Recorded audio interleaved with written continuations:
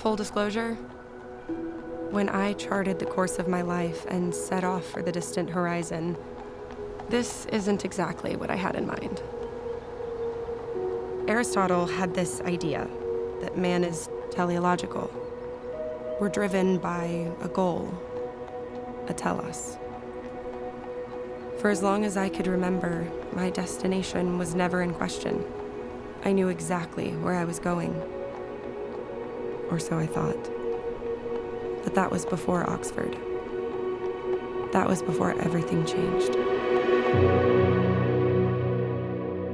You understand this is a highly coveted program, Carolyn.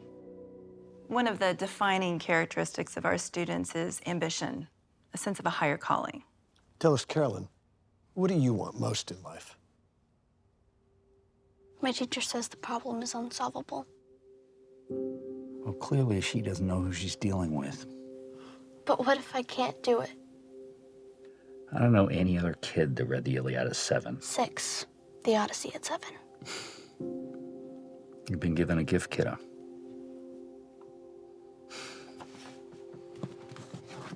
Knowledge is power.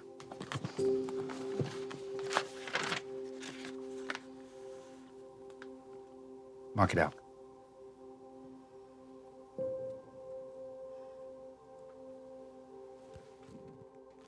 And there were carols in the square, laughter everywhere, couples kissing under the mistletoe. I can't help reminiscing, knowing I'll be missing Christmas Eve in my hometown.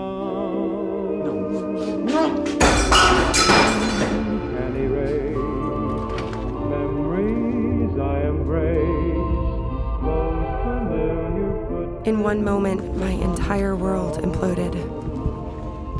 There's so much. The father I knew, the man I trusted with my life, was an elaborate work of fiction. Local businessman Charles Drake was arraigned today on multiple felony charges. While Mom prayed the rosary, I moved on from childish things. There was no mystical intervention, only knowledge. Can you think of a time when you wanted to click your ruby slippers and go home? The slippers are silver, not ruby. There's silver in the book, ruby in the movie. Doesn't matter what color they are. Unless, like the movie, you want to ignore the obvious political allegory at the heart of the novel. It's clearly a debate for the gold standard, hence the silver slippers. It's a fable. Fantasy. About politics in the early 20th century. That's enough. Thank you. But we're talking about the book. So if you asked me about my higher calling, what I wanted most in life, I could say with full confidence, A doctorate.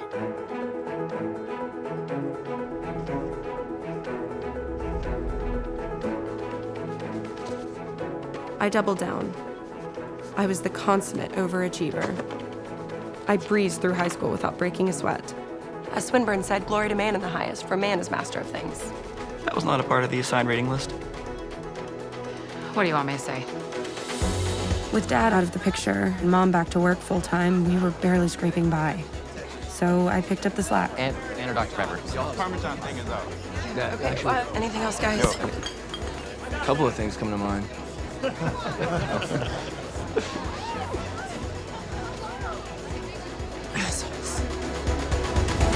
College came in the form of a full undergraduate scholarship, so long as I maintained straight A's in all courses every year for 4 years.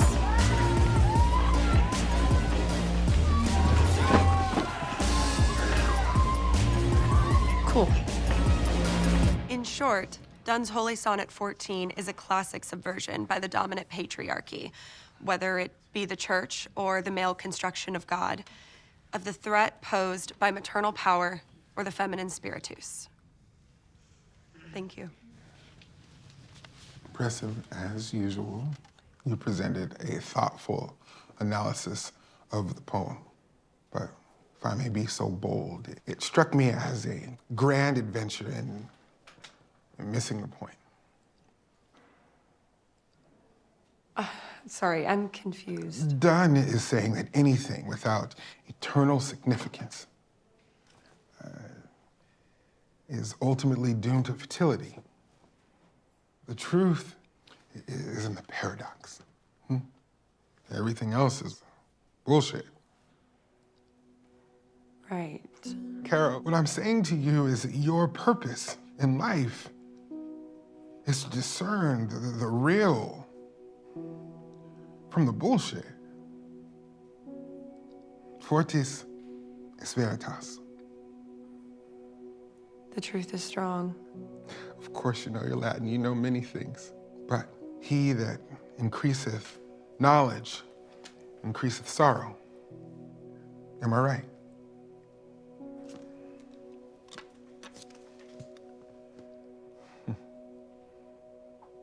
The truth indeed is strong, Carol. And you will know when you are properly ravished by it. As our friend Mr. Dunn so eloquently put it.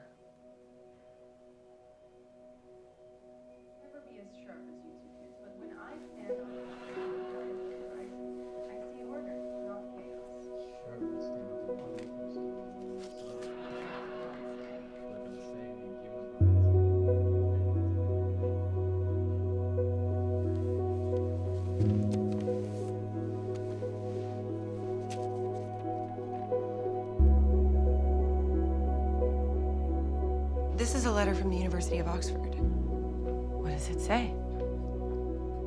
It says I want a scholarship. When did you apply for a scholarship? It was Dr. DeVoe's idea, but I thought it was a long shot. Emeritus scholarship awarded on the basis of outstanding academic merit? I need to think. A full ride to Oxford?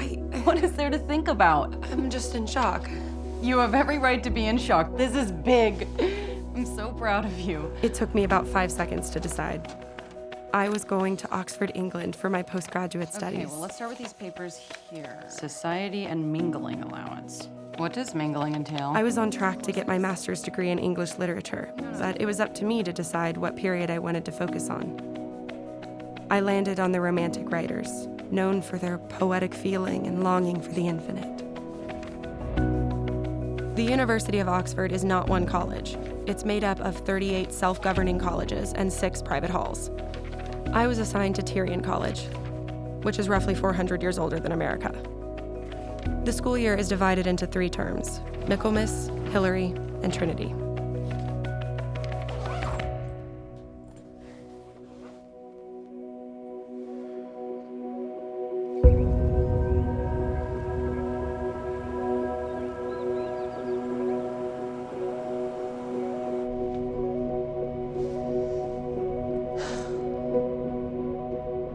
So I set off into the great unknown, sane and unhaunted,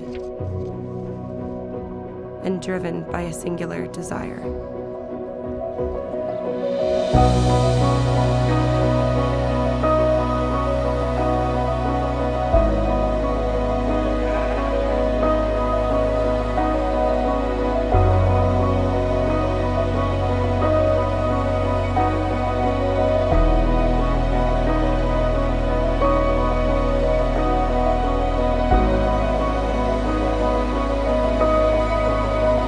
Last stop, Oxford. Last stop, Oxford. Oh, sorry. Oh, bloody hell! What you got in there, bricks? Books. Sorry, do you know where Tyrian College is? No. But you throw a rock round here and you're at a college.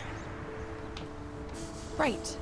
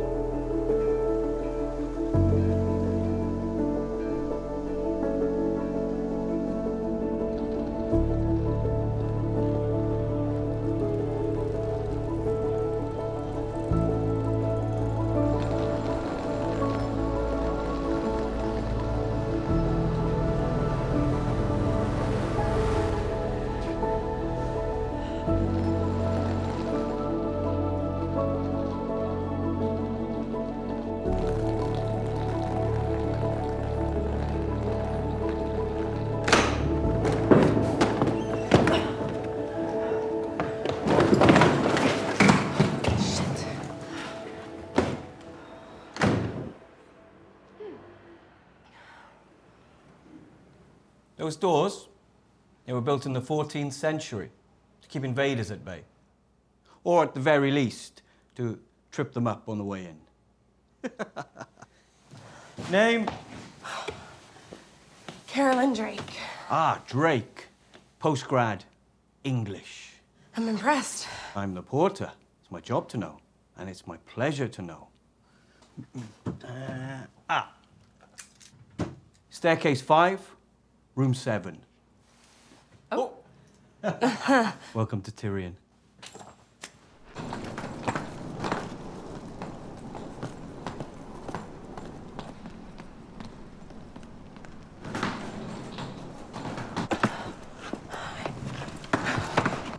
Staircase 7, room 5. No, staircase 5, room 7.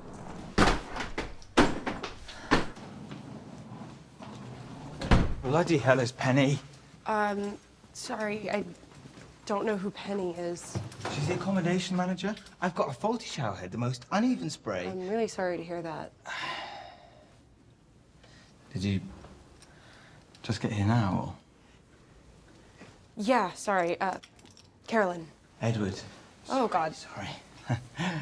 Would it be possible to have a shower in your room? I really don't think we're at that point in the relationship. Hey, well, neighbours. So I'll be sure to keep you down at night, you know.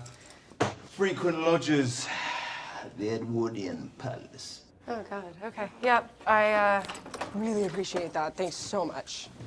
The more the merrier, I say.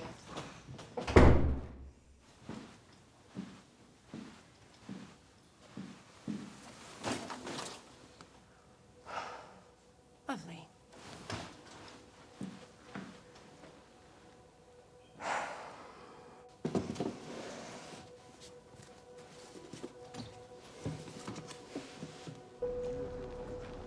Ladies and gentlemen, it is my great pleasure as Vice-Chancellor to admit you as members of the University of Oxford. I consent to you that you are now listed as members and must observe the university's statutes insofar as they concern you. And if I may impart some advice, you have before you a period of freedom in which to pursue your chosen field of study. Carolyn. It is a rare and coveted privilege. So do make the very most of your time here. Good luck to you all.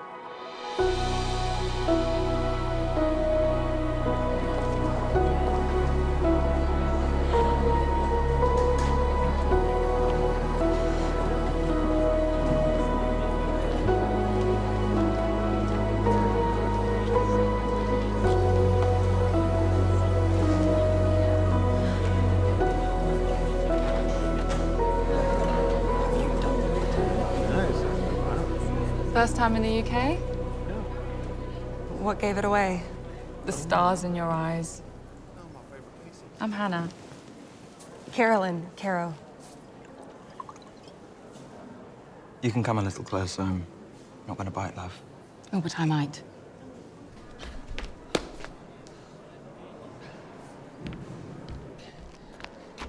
Oh, okay. Pardon me. Thanks, guys. I'll just take one of those and make this. You don't happen to have a spare plate, do you?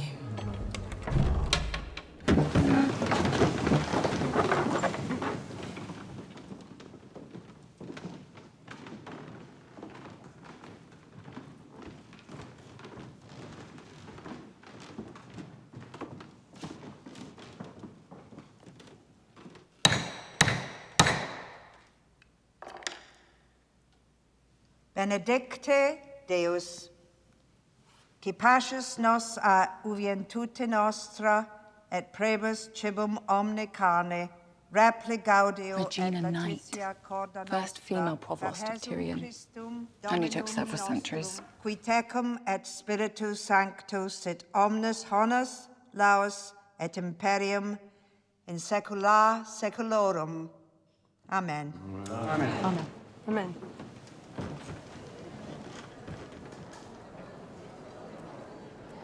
So, what do you plan to do with a degree in Indian religion? My hope is to open a charity one day, but in the meantime, I plan to go back to Calcutta. There's a mission there, and they're always looking for help with the orphanage. What about you? Well, I suppose I'll be braving the violent waters of academia. Have your sights set on the high table, do you, Professor Carolyn?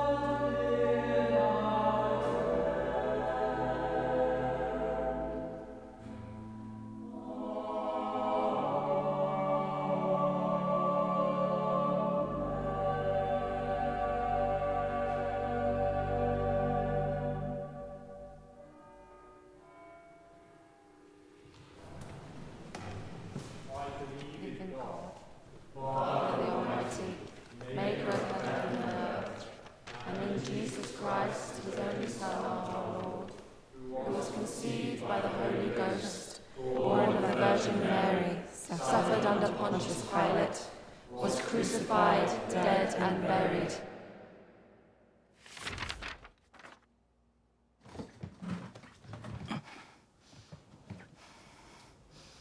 She has a habit of rearranging things when I'm not looking.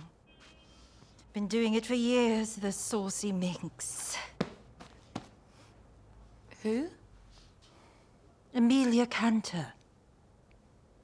And the delicate equilibrium is restored. Take a seat. Take a seat! Today begins what I hope will be an enlightening study of the women romanticist writers. Good God, is the sun beating down on your face inside the room? Despite being repressed by a male-dominant society, these writers produced work that continues to inspire and provoke today. Well, romance isn't just going to happen if you keep your books shut. Open, open, open them, my little roses, my thorn. Frankenstein by Mary Shelley. Let's begin.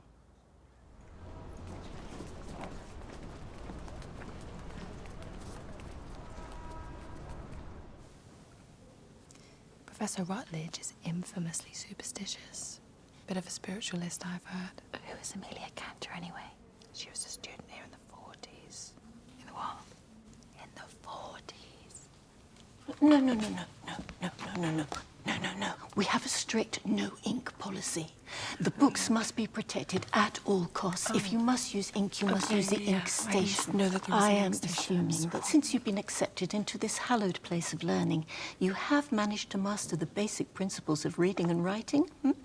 In which case, you will see in black and white the rules, which are perfectly clear. So if you would kindly put the offensive weapon back in its holster and out of harm's way. We can all live to write another day. Yes? Very good. Thank you. Very good.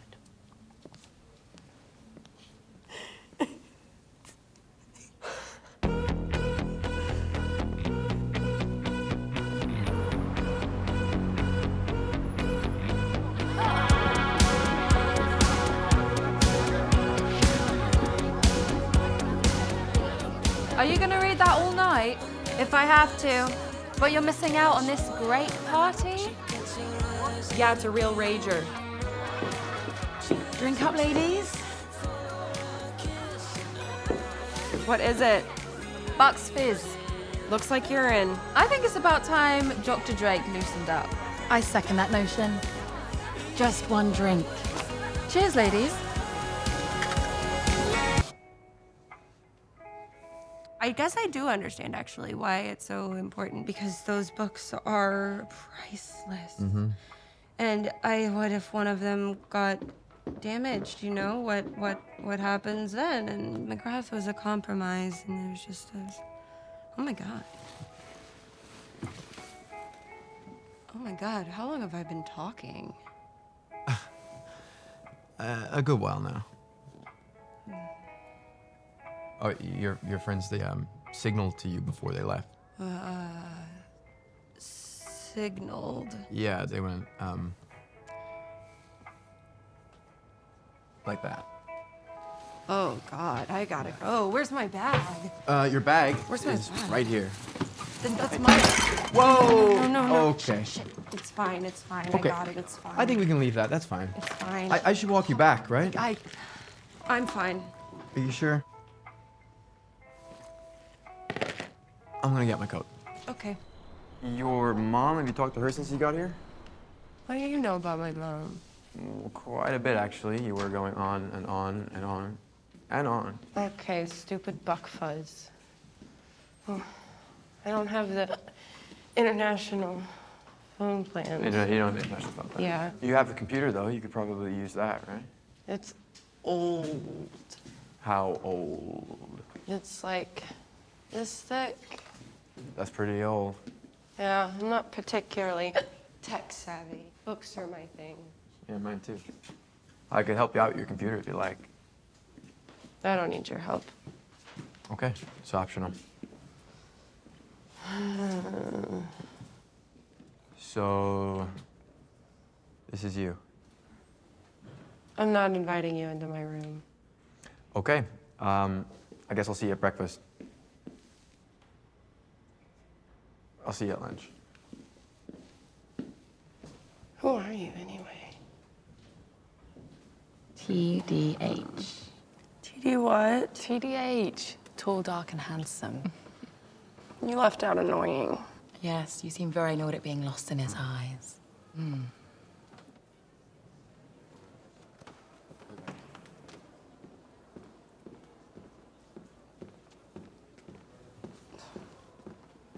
Good afternoon. You're Hannah. Yes? And Linnea, right? Yes. I'm Kent. So I found this copy of Waverly and a picture of Buck's Fizz. I've tried to draw it out as best I could, but most of the pages are still stuck together. I'm sorry. Also, I am free tomorrow. For your computer? Right. No, that's, I'm fine. No, that's all right. I got time. Say 11? I'd need to check my schedule. He's free. She would love to. Okay, great. I'll see you, Chapel Quad, 11 a.m. Oh, and it was nice to see you guys again. Bye. See ya. What is that? His room. Oh, for the love of God, can somebody just please hand me an aspirin? So that's how it ended on political science. So strange to think it's my last year. What are you reading? You're reading English, right? Yeah. Yeah. You want some more coffee? Okay. See. Yep, still warm. I don't have any milk, as you know, but I really have to go out and get some cream or milk.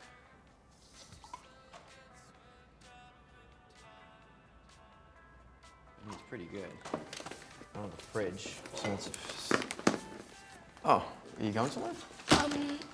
Yeah, I just remembered that I told Linnea I was gonna do something with her today, and I completely forgot that it was this thing. Are you sure you're okay? Yeah, and thank you so much for your assistance. My assistance?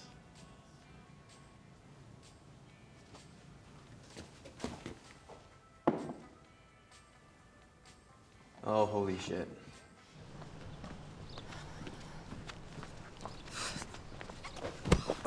Oh my God, I am so sorry. You're in an awful hurry, Miss Drake. I'm Regina Knight. Yes, I mean, I know. I'm so very happy to have you here at Tyrion. Perhaps we can talk more at length sometime. That would be great. Until then.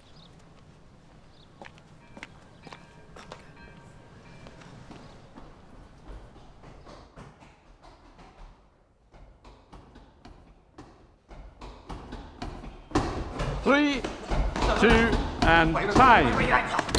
Of all the antecedents to the great romantic writers, Sir Walter Scott is perhaps the most renowned. I am a descendant of this great literary mind, a fact of which I am most proud. Let us look at his poem, Way of the Last Minstrel, which arguably introduced Romanticism to the world. Breathes there a man with soul so dead that never to himself has said, "This is my own, my native land." Would it be wishful thinking to assume that some of you have learnt the first 83 lines of Paradise Lost by heart? You are studying the Romantics, are you not? And you cannot hope to understand them without John Milton. True, he predates Blake Wordsworth and Coleridge by 100 years, but his shadow looms over them. And it is my distinct privilege to see that you are fully acquainted with him. I'm so sorry. Mr. Webber. Of man's first disobedience, and the fruit of that forbidden tree whose mortal taste brought death into the world and all our woe. Carol, wait. I thought you were studying political science. I am studying political science. Milton's an elective. Look, my friend Alex was trying to help me. Get laid? I think that's the term you're looking for. No, that's actually pretty far Godly from the truth. virgins, a bit of a high standard, but you know what? To each their own. I just don't see us being friends after all, which is such a shame. Carolyn. Hi, Mom! Oh my gosh! Oh, it's so good to see you. As you can see, I'm here in my palatial dwelling. Are you eating enough? You look thin. Why do you look so thin? Yeah, Mom, I'm fine. How is Oxford? Is it everything you dreamed it would be? Yeah, it's amazing. I want to hear everything. Start from the beginning. Of course, he intended to rule from Oxford once he'd conquered the rest of Europe. Mm-hmm. Potent image, that is. Imagine the Führer walking down the high street with his devilish retinue. Yeah, that is a potent image. Imagine that. The Führer just strolling down that way. Be quite a... Oh! Good talk.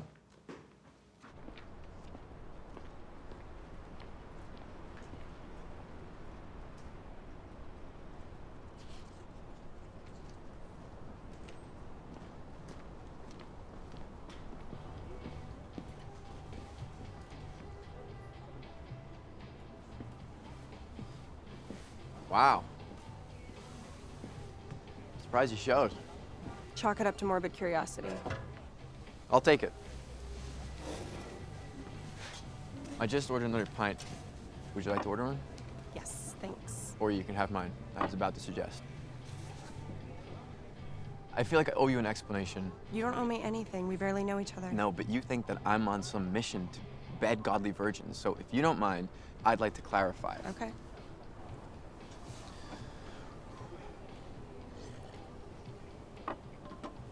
So what's your faith background? I don't see how that's relevant. It'll provide context. I thought you were providing the context. I am trying to provide Well, if you context. must know, my mom's Catholic, or was, or well, I guess she still is. So you grew up Catholic. I didn't grow up Catholic. My mom's Catholic-ish. So I grew up Protestant, without the ish. So less incense and more Jerry Falwell. Okay, how many of us do you actually know? Well, I live in the Western Hemisphere, so I would say roughly 50% of everyone I've ever met. 50% of Americans consider themselves generous, and they're not all volunteering at the Salvation So Army. you're one of the true believers. That's not how I'd phrase it, but if you mean am I committed? Committed then to yes. virginity. That's one very small aspect of it. And I wouldn't have brought that up at all if it hadn't been for the fact that you looked at my phone. That's a slight invasion of privacy. But look, I'm willing to overlook that. How generous of you. Just because I'm Sexually inexperienced. chaste, Gross. it doesn't mean that I'm some weird zealot living out this joyless, pleasureless existence. You have to say it. And for the record, chastity It's not at the top of my list of favorite virtues, if you know what I mean. You have a list of favorite virtues? The point I'm trying to make is, there are people out there who are committed to their faith, and they're not horrible to be around. Well, you should definitely get in touch with them, and it sounds like you have a promising lead. Look, Alex only suggested that I meet her because she shares the same faith as me, and she's... Undefiled? Has anyone ever told you that you're incredibly... Bitchy? Difficult? Well, this has been great. Oh, come on, you haven't touched your... Don't Super go. fun. I'll see you at Nun's tutorial, Can't right? wait. It all seems a bit overwrought and heavy-handed to me. Like Milton is trying to weasel his way into the lineage of great epic poets. Ah. That is a bold theory, Mr. McCoy. I think it's quite beautiful, but not intended to be taken literally, of course. I see it as a metaphor for man-made institutions. Government, organized religion, and so forth. It's a meditation on morality and the finiteness of human existence. After all, we have to remember Milton's going blind, so all this talk of God is his way of wrestling with his own existential dread. Your thoughts, Mr. Webber? Look, I'm just in awe of Miss Drake and her ability to offhandedly dismantle a person's entire worldview. Oh, I'm sorry, am I being difficult? You're being assumptive. Oh, do tell. So you're assuming that Milton's faith is just a psychological construct, that it's a mental framework to better understand reality. The mind is its own place and in itself can make a heaven of hell and a hell of heaven. And to this great argument, I may assert eternal providence and justify the ways of God to men. Methinks the man doth protest too much. More tea, anyone?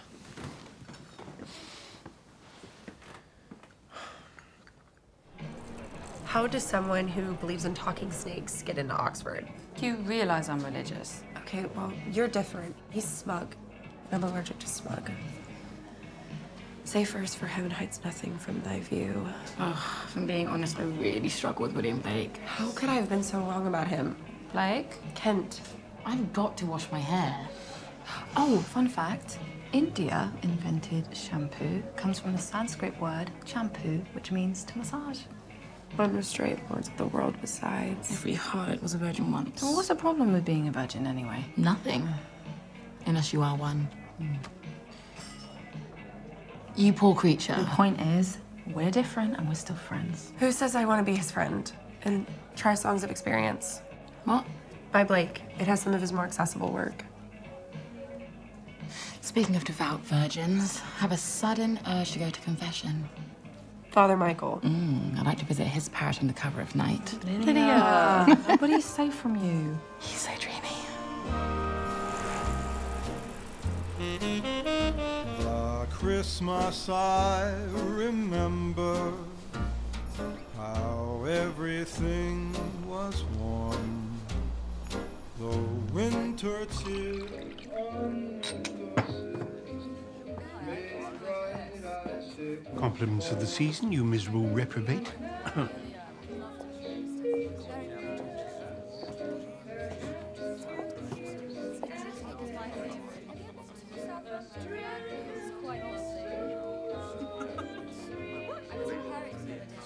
Excuse me.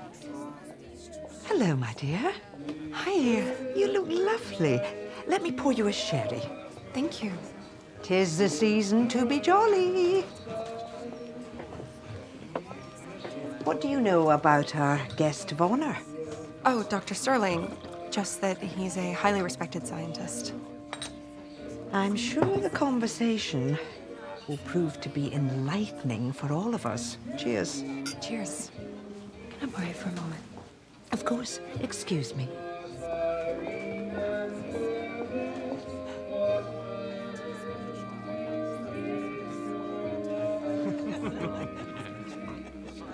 Figured out who he is yet?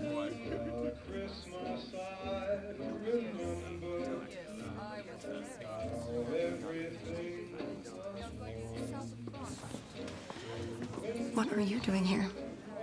I was invited When? a few days ago. By the way, you look... Stop. For the record, I'm I'm not the perfect picture of chastity. You really have a way with words. It's more of a well-intentioned attempt than a reality, if I'm being totally honest. And if you keep showing up looking like that, it's not gonna get any easier.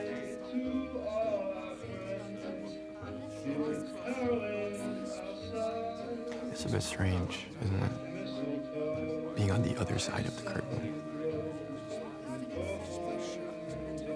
I guess somebody up there likes us. Cheers.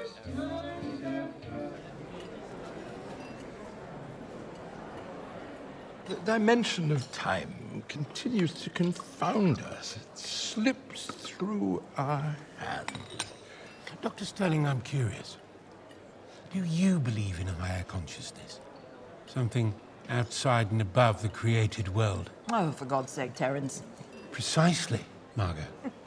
Everything that I've witnessed in the natural world seems to operate on a desire to attain equilibrium. What rises falls, what freezes thaws, what heats cools. If these forces were not in a relationship of attraction and repulsion, the axes of the poles would simply cease to spin, the tides would halt, the sun would cease to rise and set. Carol, do you want to add something? I'm not sure I fully understand. Are you suggesting that those things exist in perfect relationship? Well, perfect enough to promote life, which seems to me to be awfully generous. The more I discovered the scientific world, the more convinced I became of the astonishing interconnectedness and brilliancy of its design. And yet, death has the final word. Well, that is a momentary crack in the equilibrium. But what if we repair the relationship, restore the equilibrium? Because then what lives continues to live forever. Precisely. Eternal quest for immortality. It's not immortality per se, but healing, wholeness. Even you admit some possibility of life after death, Margot? I mean, it's probably just a psychological construct, right? Pass the wine.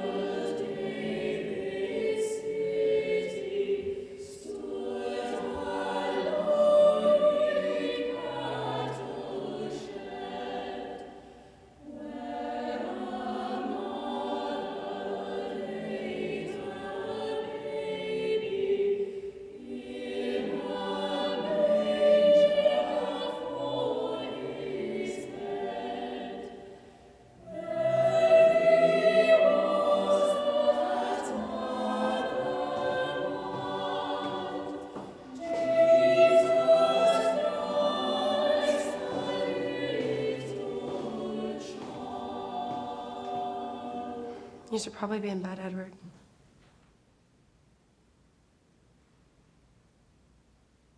It's not good for a man to be alone. Well, I don't think you have a choice tonight.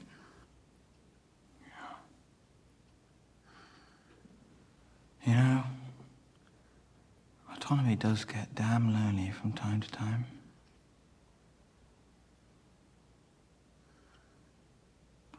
Happy Christmas, Kara. Happy Christmas, Edward.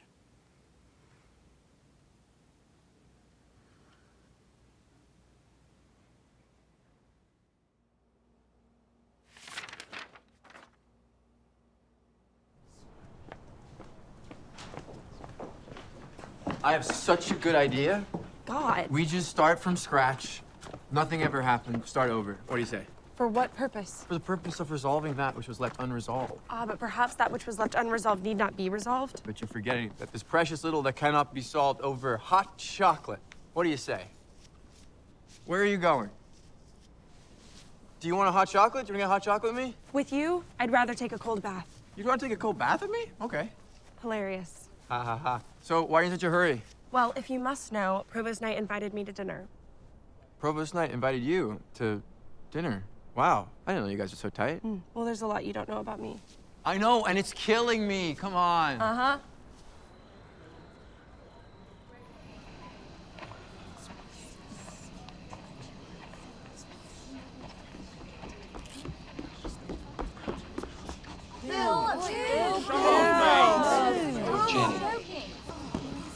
Jenny, you've got to understand. I believe that God made me for a purpose, but he also made me fast. And when I run, I feel his pleasure. Okay, how would you define pleasure? Sorry, what? Well, you said you don't live a pleasureless life.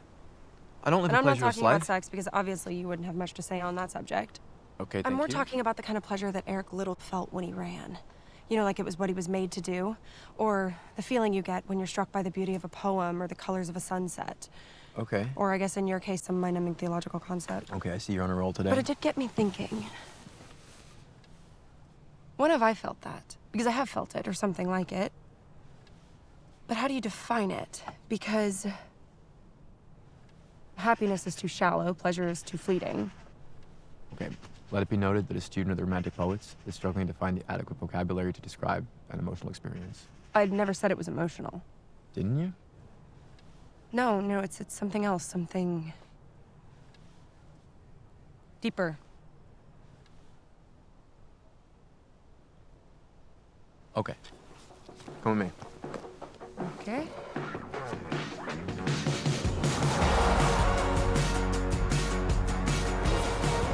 I would agree that happiness is too shallow a word, and pleasure is it's gross, right? So if I can humbly suggest an alternative.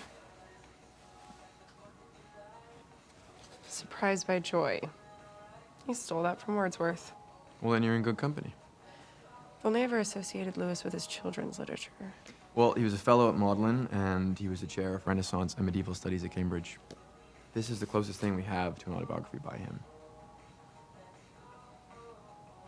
I'll consider it. You'll consider it? Yeah. You're not gonna... You were the one who came to me on a quest for pleasure.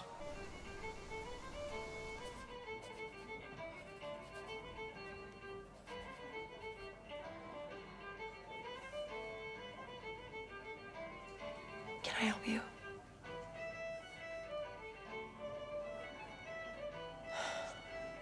Fine, if you insist.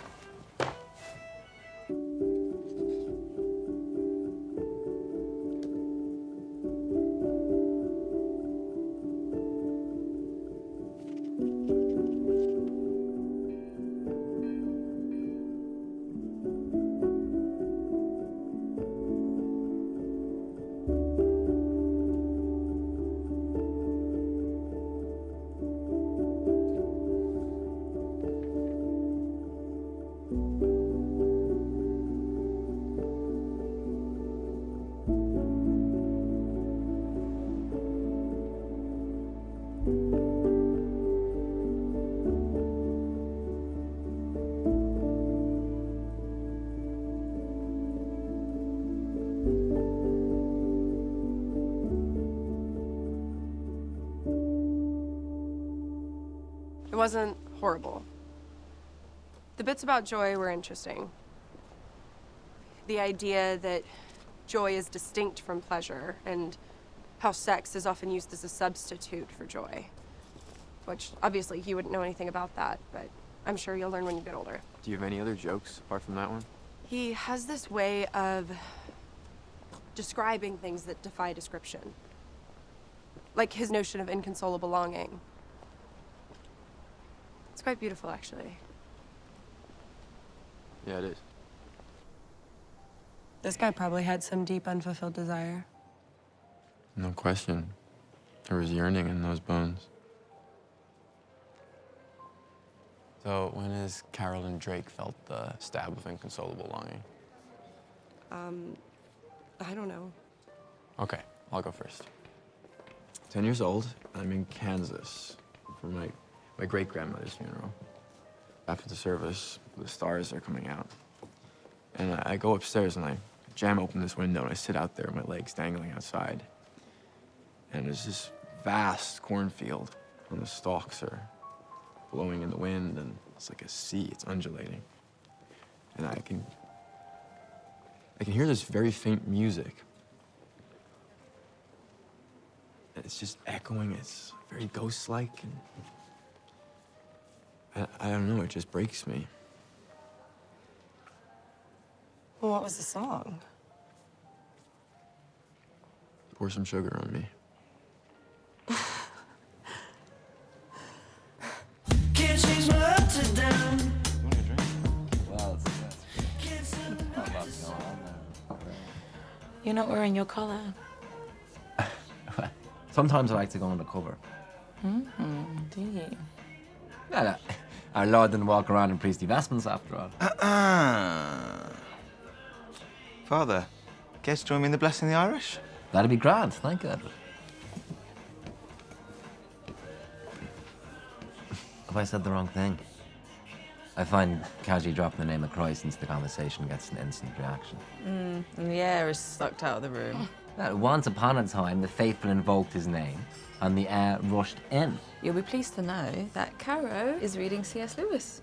Ah, take heed. Some things once read cannot be unread. Yeah, well, he's proving to be quite the distraction. Can do that too.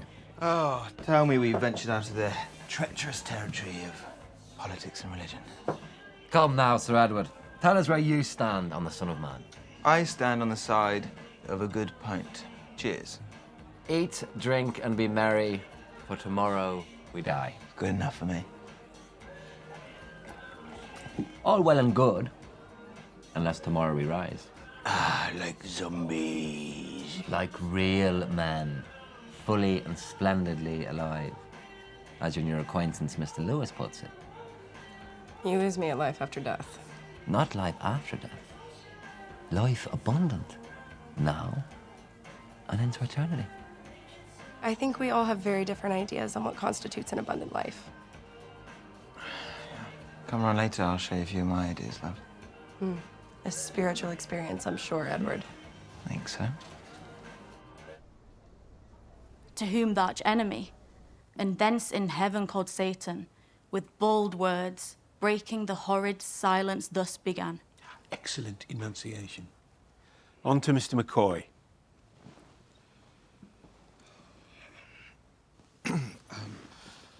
If you must know, sir, I've fallen behind a bit. A lot, actually. You have a very high opinion of yourself, don't you, Mr. McCoy? Well, Are you perhaps familiar with Pope, the 18th century English poet? I know him. That's lovely, Miss Duncan, but I was talking to Mr. McCoy. Once upon a time, Pope sent a gift to the Prince of Wales at his house in Kew, a dog. He wrote a short epigram for the dog's collar. Do you know it?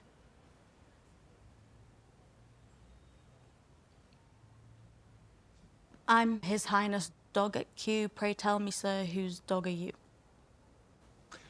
What did Pope mean? We all bow to something. Indeed.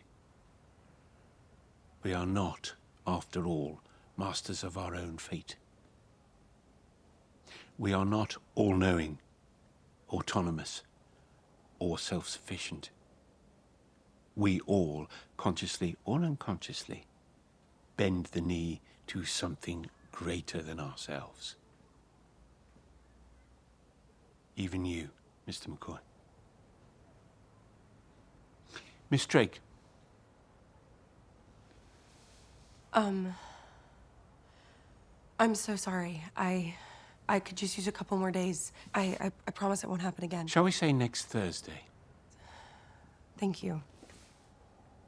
Lewis frequently wrote of an inconsolable and infinite longing, Sehnsucht in German, the longing in the human heart, for we know not what. In his words, the books or the music in which we thought the beauty was located will betray us if we trust to them. It was not in them, it only came through them, and what came through them was longing. For they are not the thing itself. They are only the scent of a flower we have not found, the echo of a tune we have not heard, news from a country we have never yet visited. All joy reminds. I'm realizing there's a strength to belief. I don't know if I have it in me. Did you know that Lewis was once a skeptic himself? He considered his friend J.R.R. Tolkien's faith to be superstitious nonsense. One more myth, and a long history of myths going back to the ancient world. One night, they were walking this very path when Tolkien said something that would change the trajectory of Lewis's life. He told him he was correct. The story is a myth, but it's a true myth. The thing all the other old stories were somehow anticipating. The thing they were pointing to unaware. Desire behind desire. This is one of my favorite spots. I often come here to think and pray. I can see why. You're a smart girl, Carol. You work hard, read ravenously, think deeply. You're everything we look for in a student. But I have known some brilliant people who have lived lives of quiet desperation. The strength you speak of, perhaps you're looking for it in the wrong place.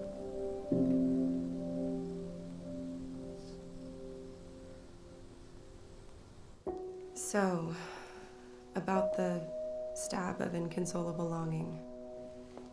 I was 8 years old. My father was gone. And I was confused and angry, and books were an escape.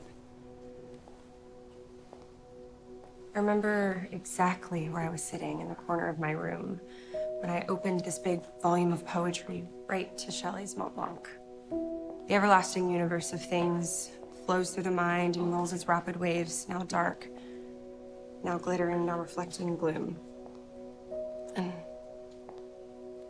I don't know, I remember being overwhelmed with beauty and sadness, all in the same moment.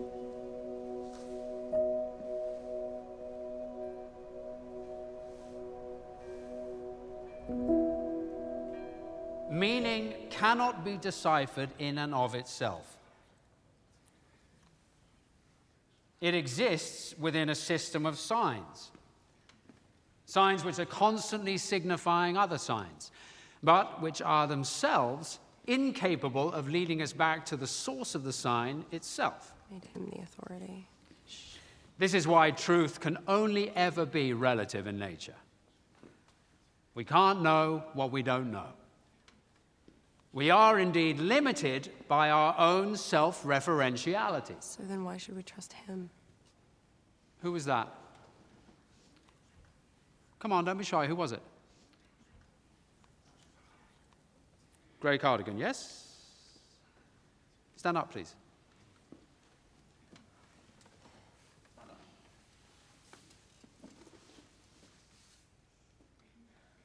Would you like to share your thoughts with the rest of the class, Miss Drake. Miss Drake? Please.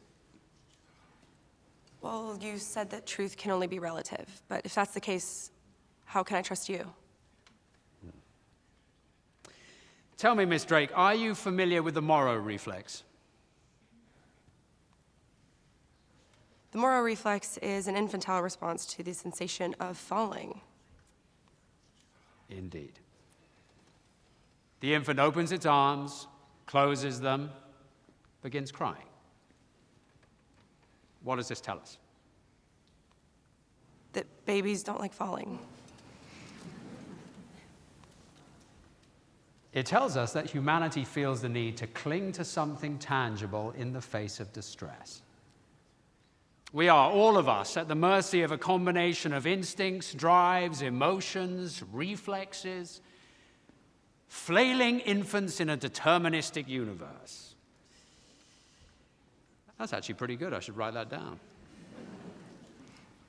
I don't see how our need to cling to something tangible in the face of distress proves that nothing is tangible. My dear Miss Drake. And maybe you're right. Maybe we are limited by our self-referentiality. And if that's the case, then your truth is as valuable as mine, and as worthless.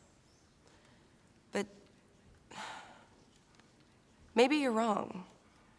Maybe we reach for something or desire something because that something is there, beyond us. The thing all our desires point to. That's quite enough, Miss Drake. Sit down.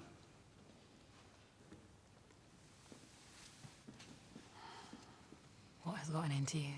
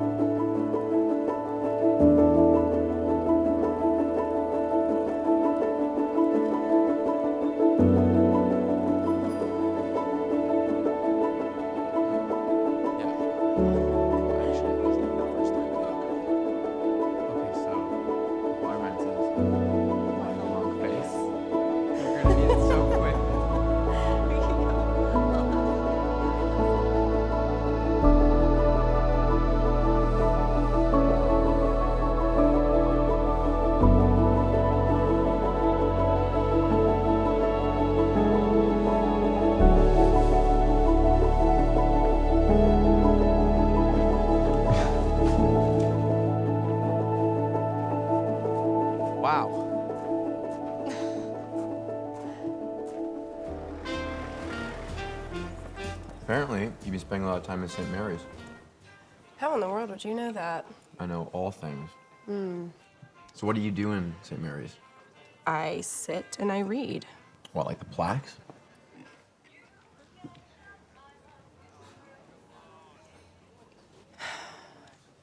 What?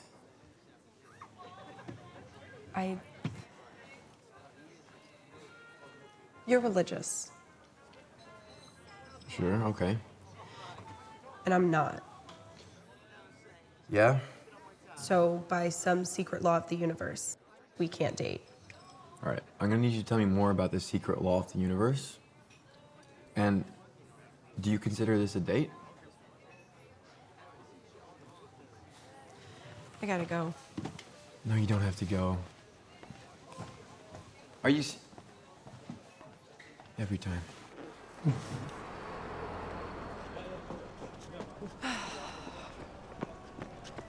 I'm sorry, what are you doing? Nothing? You just cut in front of me. Well, I'm keeping you safe from the traffic. Why? Well, it's polite. It's weird. Look, if a car comes speeding down here, You'd what, take the hit for me? Well, no. How heroic of you. I'm just trying to be courteous. Okay, It's not a well, big your deal. courtesy is a patriarchal act of subordinating assumption. Are you serious? No one speaks like that, not even you. Okay, don't push it, TDH. TDH? What's a TDH? Tall disciple of holiness. Tall disciple of holiness. Yeah. Really? Mm-hmm. It's weird. Yep, well, thanks for walking me down the sidewalk. So nice. TDH, I like it. Please, please, please, please, please. Professor McTeague! Professor McTeague! Professor McTeague! Professor McTeague! Oh, damn it. I'm so sorry. I got caught in traffic. Oh, bloody hell. You right? Your tutors say that you've fallen behind with your studies, that you seem distracted. I've seen students fall in with the wrong crowd. Soon they're partying more than studying. No, God, no, that's not it. Well, whatever it is, I encourage you to distance yourself from anything that diverts you from your original goal. If you do not meet the necessary criteria, it is possible to have the scholarship rescinded.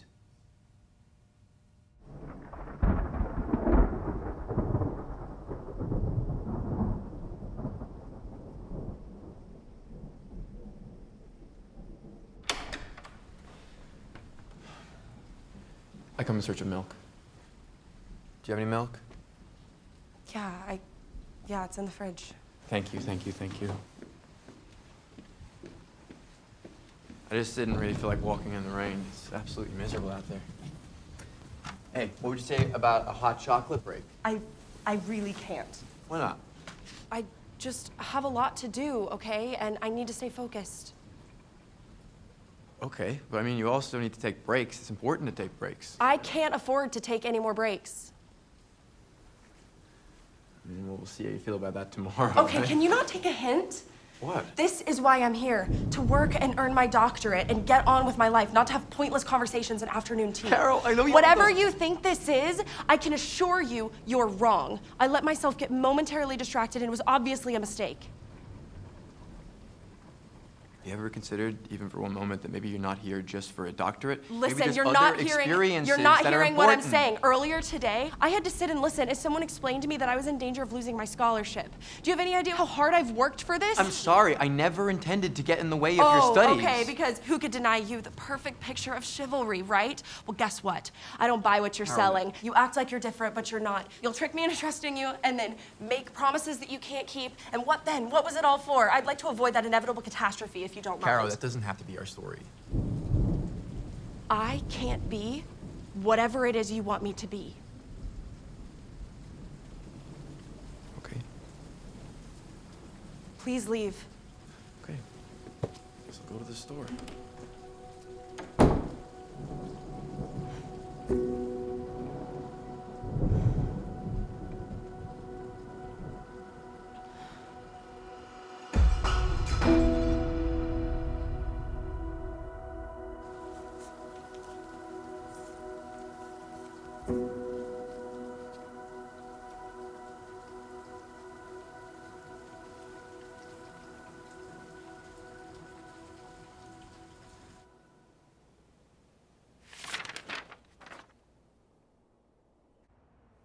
In closing, Shelley's mastery of language is a potent reminder that women are uniquely equipped to embody and articulate the depths of emotional experience.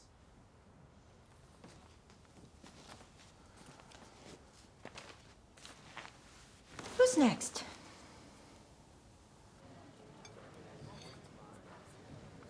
Caro? Earth to Caro. You've been in a funk for weeks. Fine. When was the last time you spoke to Kent? Hello, darling. How are we this morning? So, have we shared the news? There is no news. Oh, come on. We can't hide the truth from these two, can we? Linear. It's nothing. We shagged.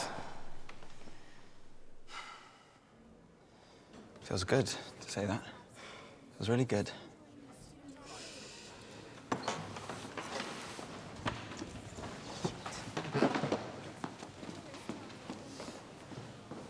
Just get out. Sorry. Caro, what is going on with you? Nothing. I'm just Deeply unhappy? busy. You're working yourself sick, and I'm worried about you. I'm worried that... What? That you'll get everything you want and be perfectly miserable in the end. Yeah, okay. Kent has a visitor. She arrived yesterday from the States. Supposedly they were introduced through his friend Alex. Didn't take him long, did it? Talk to him. Why? Because you love him. It's ridiculous. Is it?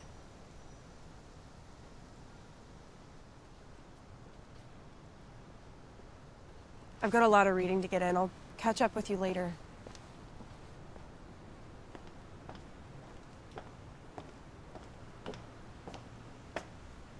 Edward? He actually wasn't that bad. I don't want to know.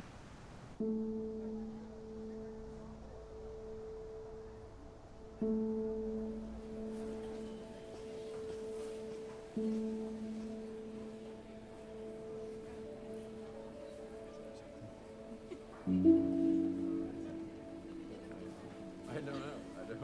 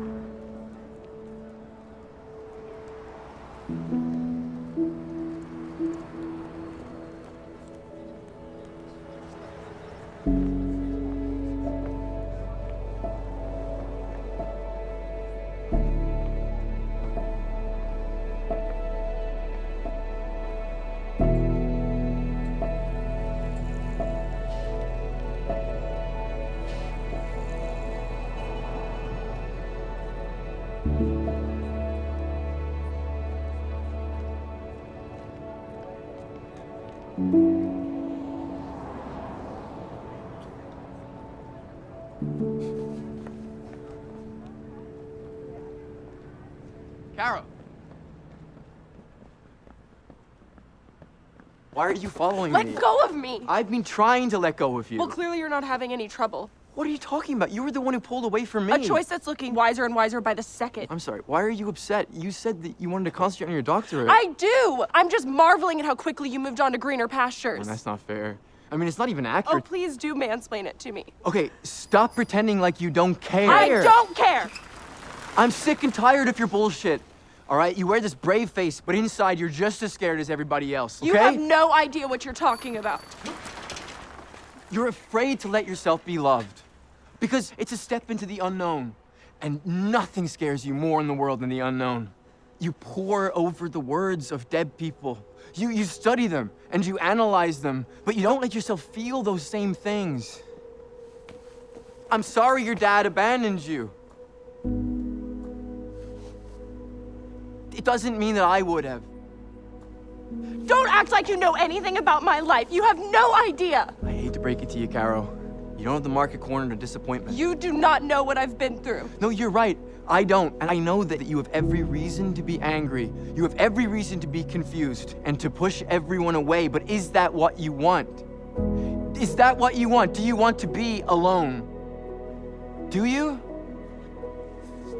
You know, maybe we reach for something because that something is there.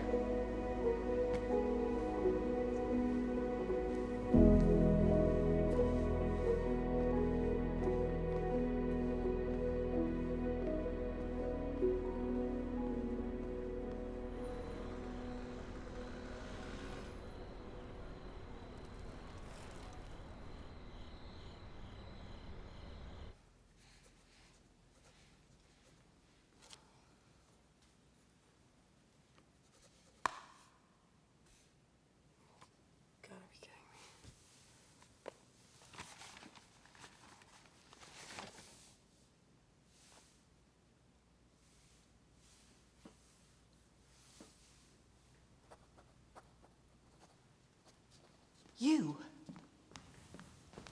The rules are perfectly clear. I know the rules. It's, no ink around the books. I get it. It's protect the damn books at all costs. Keep your voice down. Keep your voice down in the library. It's just all about the books, how precious they are. Keep the ink away from the books, and everything's about the books, the books, the books, the books. What have you done?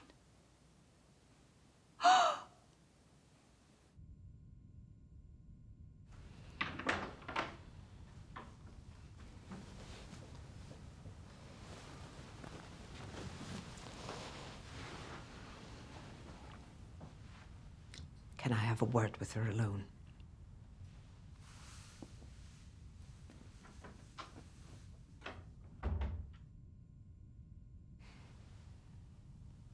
Hans.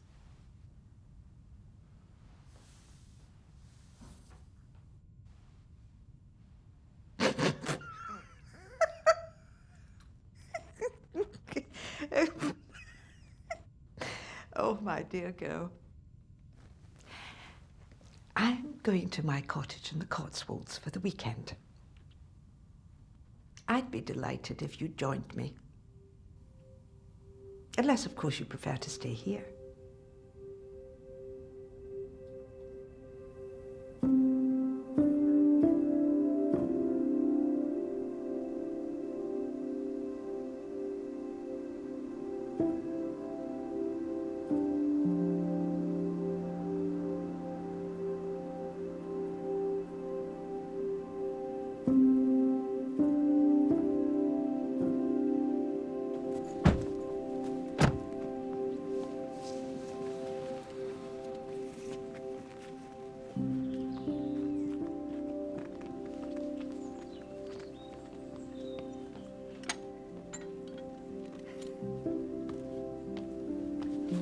Hello, Sammy. Are you the welcoming party? Good boy.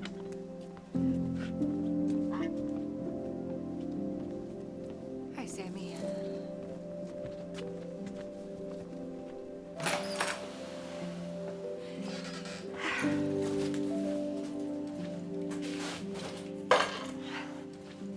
Bit of housekeeping. While you're here, you must call me Regina. Oh, I don't No think... arguing. Come, I'll show you to your room.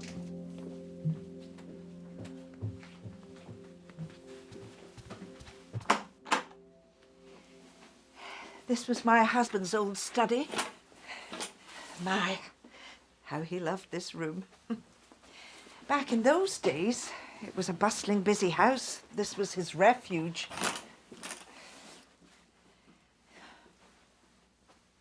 He passed away 4 years ago. I'm sorry. Life goes on.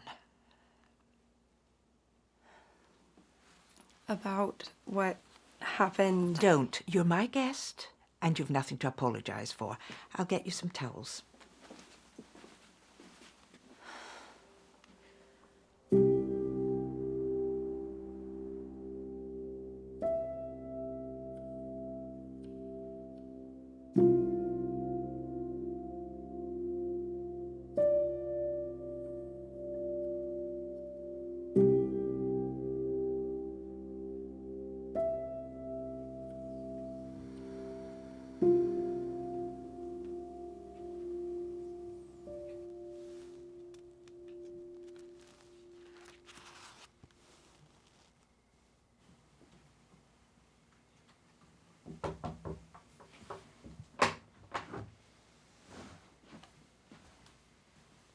I saw your light on. Sorry, I saw it here. Oh, it's all right.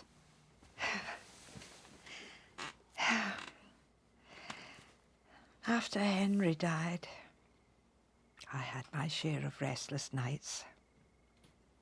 So many questions, so few answers.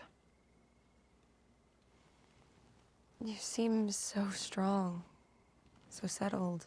Ah, that's where faith comes in, I suppose. A faith that says it's somehow going to be all right in the end.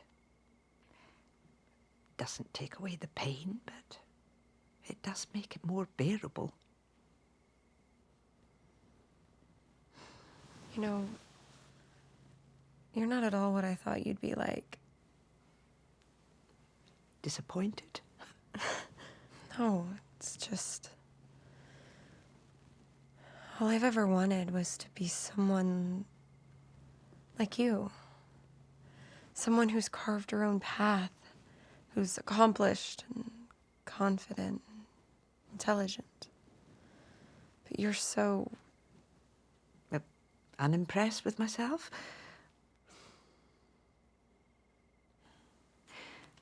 That's Kirk Manor, near where I grew up in Scotland. beautiful house with a magnificent hedged maze, one of the best in the country, though not for the faint of heart. It was quite common for visitors to lose their way, so the groundskeeper installed bells at various points throughout, so if you were lost, you simply rang the bell and help would come. As you can imagine, not everyone had the humility to admit they were lost. There was a man from town who spent 2 nights out in the cold before the bell sounded. Made the front page of the morning paper. You've worked so hard, Carol, for so long. But all your striving didn't get you here. It took someone believing in you. Defoe was his name, wasn't it? That's a gift. That's grace. I believe there's grace all around us all the time, if we can only have the humility to admit that we need it, that we can't find the way out on our own.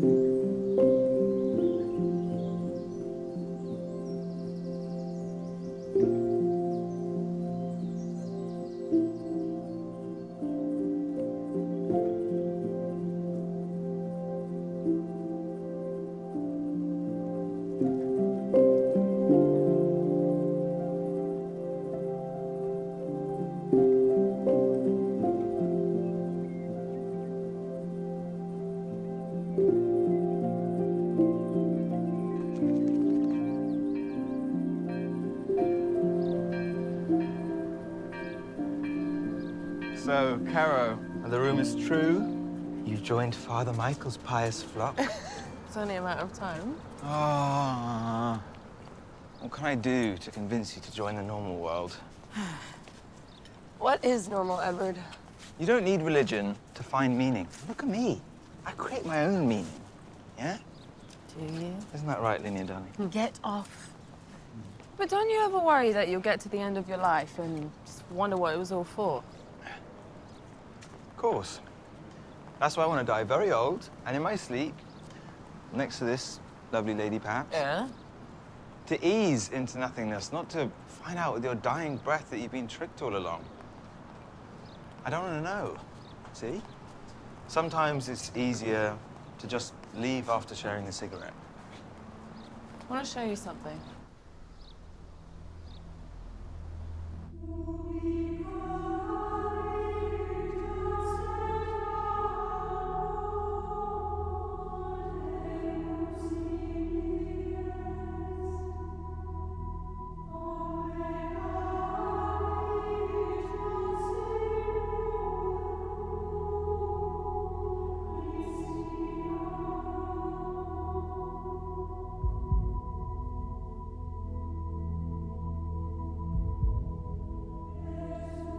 William Holman Hunt, 1853.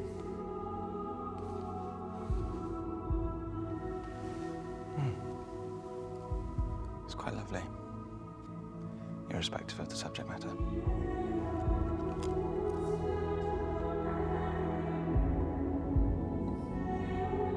Oh, look. It's a mistake. There's no handle on the door.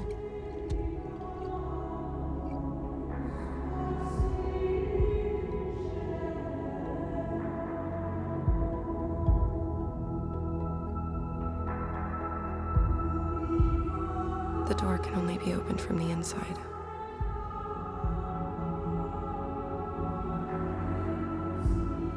Don't eat those.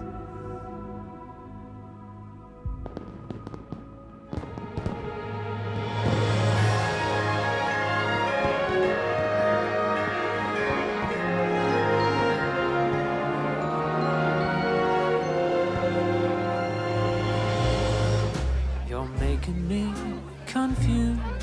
I'm puzzled and bemused. I'm fuddled. Heart's been puddled by. Begging your pardon, Professor McTee. Good God, man, where did you spring from? Look, I've been meaning to ask you about your take on Scott's The Antiquary. Personally, I consider it his most underrated work. Oh, boy, I had no idea you're so keen on Scott. Here, just let me show you some of my first editions someday. Amazing. She keeps putting blue curacao on everything. Who? Amelia Cantor. To whom the arch enemy and thence in heaven called Satan, with bold words breaking, the horrid silence thus began. Well done, Mr. McCoy. You know what? I think I've changed my mind about Milton. He's actually quite a good one to give him a second read. Yes, I think he has a future.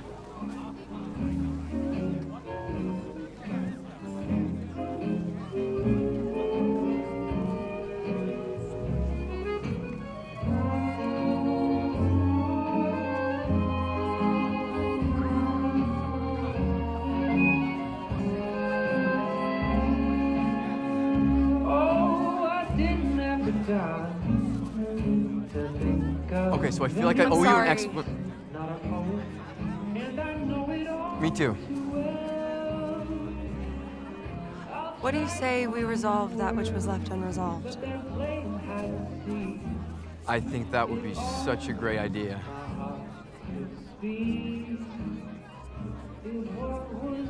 Where's your perfect match? Turns out she's not my type. No? No, she was far too much of a pushover. You seem different. Well, I washed my hair. That must be it.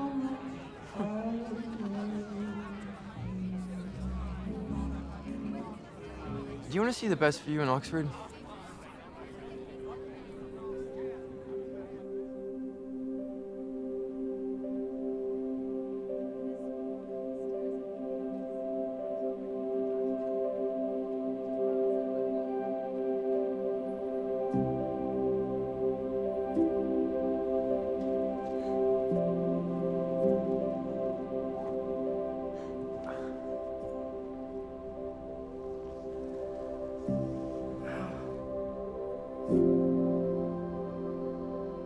So, apparently, you were banned from the Bodleian Library. I don't really want to talk about it. Wow. Oh my God, you're an Oxford grad. How does that feel? Bittersweet.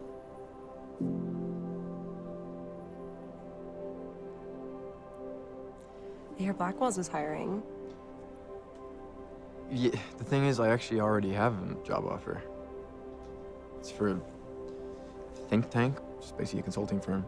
It's like low-level stuff, but it's got room to grow. In the UK? It's in DC, actually.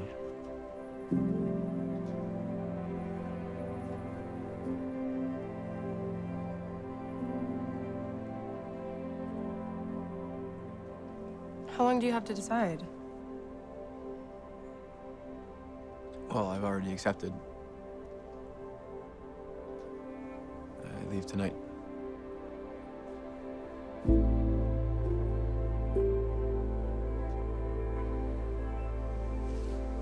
Kara.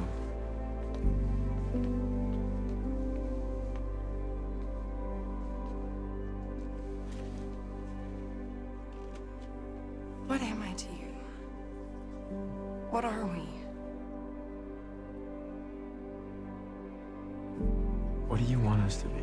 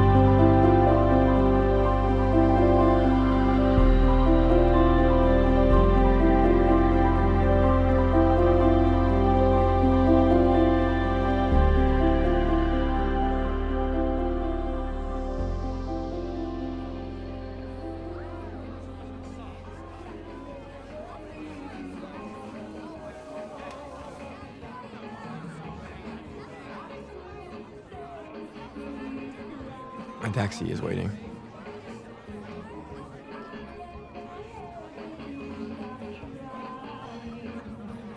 So what happens now? That's the question, isn't it?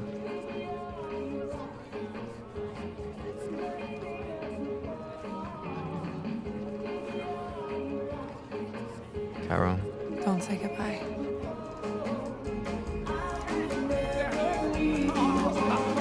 One more group photo before you leave. I'm sorry. All right, mate. All right. Let's go.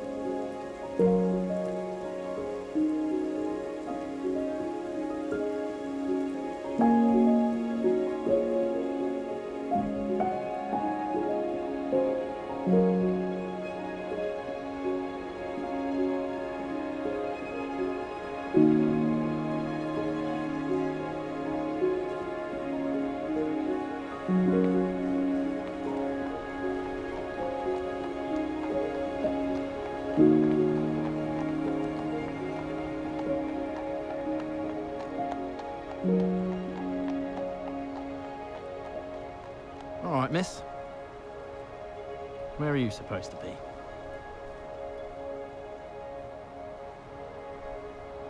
I don't know. Hop on. I'll give you a ride. So, remember how Aristotle said that man is teleological? Well, here's the thing. A telos isn't just a goal or a destination. It's the purpose of a thing, what it's designed to do. For all our striving and philosophizing, knowledge only gets us so far. Maybe we're made for longing, and we're restless until we're ravished by the truth.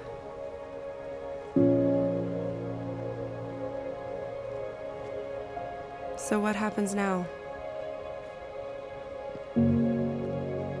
Now that the dance is over, the curtain closed.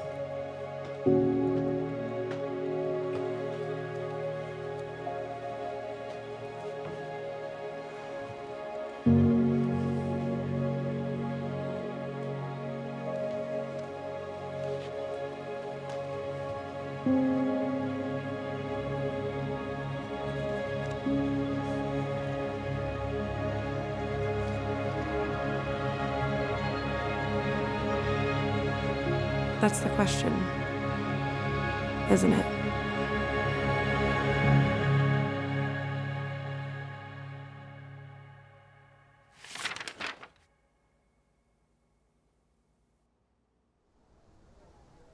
It's metaphorical, isn't it? Dunn's using these religious images as a way to comment on the human striving for ideals. I think you misunderstood. The truth is in the paradox. Are we still on for Paris? Are you kidding? I wouldn't miss it. Yes, and then afterwards you'll come straight to India. Oh, the kids are adorable, Caro. I think they're ruining me. Well, you better send me some photos now that I have a real phone. Look at her, she's all grown up. Really wish you were here, Dr. Dre. Hey, can I call you guys right back? Okay, bye. Love you, bye.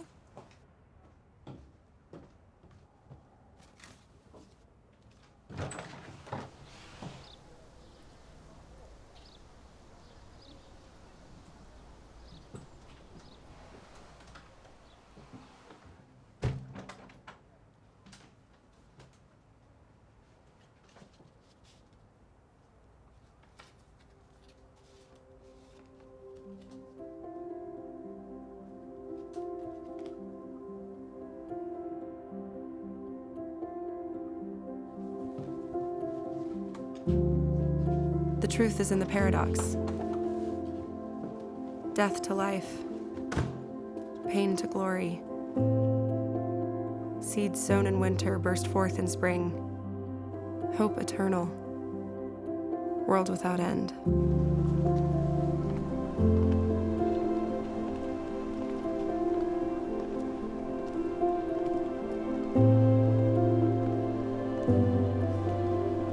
Just when you think the story's over, there's room for one more surprise. Keep up, please, keep up. We're approaching the Bodleian Library. Keep coming. Okay, so this library is approximately 490 years old. It opened in 1602. Please feel free to take photos.